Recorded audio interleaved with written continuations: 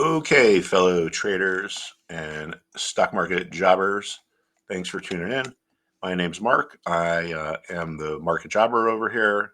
I teach people about trading. I was institutional trader for more than 20 years, blah, blah, blah. I'm sure you could read my bio, but let's just say I've been around the block a few times. So let's take a look at SPY. And I'm kind of anticipating a reversal here and a pretty meaningful one. See how we gapped up and then we've been going sideways? There's an old saying, right? Gaps refill. You've probably heard it, and there's a reason for it. A gap means it closes at one price and it opens at a different price. And there's no trading in between there because it closed at this price around, say, 537 and opened the next day around 542. So there's no trading there. So levels that are important in markets occur because there's trading and people have memories. People buy and the price goes up and they're like, oh, I made a mistake. Or actually, no, they buy and the price goes up. And then if it finally goes down and goes below their price, they say, I'm going to sell if it gets back to my price. And people sell and it goes higher. And it's like, oh, I'm going to buy if it gets back to my sell price. So when a market spends time trading at price levels, it develops like an interest, like a vested interest. People care about those levels. We gap through prices. That just doesn't happen. So there's an old saying, gaps refill, and it's true. So there's a good chance that this gaps right back down. Now, the S&P, it's important to remember, is 11 different sectors, and we can go look right here at the SPY. Oops. Oh, sorry. You can look at that too. That's my newsletter page. But anyway, let's just go look at the SPY, the S&P 500. It's different sectors, right? Tech, financials, healthcare, communication services, industrials. Different sectors are important at different times.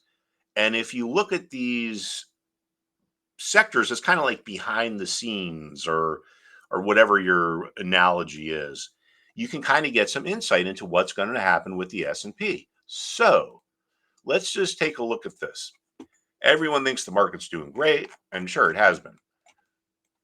Right? Oh, this is it. The market's up, blah, blah, blah. All right, well, let's just kind of dissect it here. Let's look at the tech sector. This has been leading the market. It's extremely overbought. It gapped up. Really good chance sellers start taking some profits. Let's look at some of the other sectors. Let's look at healthcare, for example. Doesn't look that great to me. It's just kind of going sideways. Let's look at financials. This actually looks bearish to me. I mean, look at that. This is gapping down. Let's look at the industrial sector. I mean, wow, that's a pretty interesting chart there. Anyway, gapping down. This looks weak. So in other words, here's what I'm trying to say.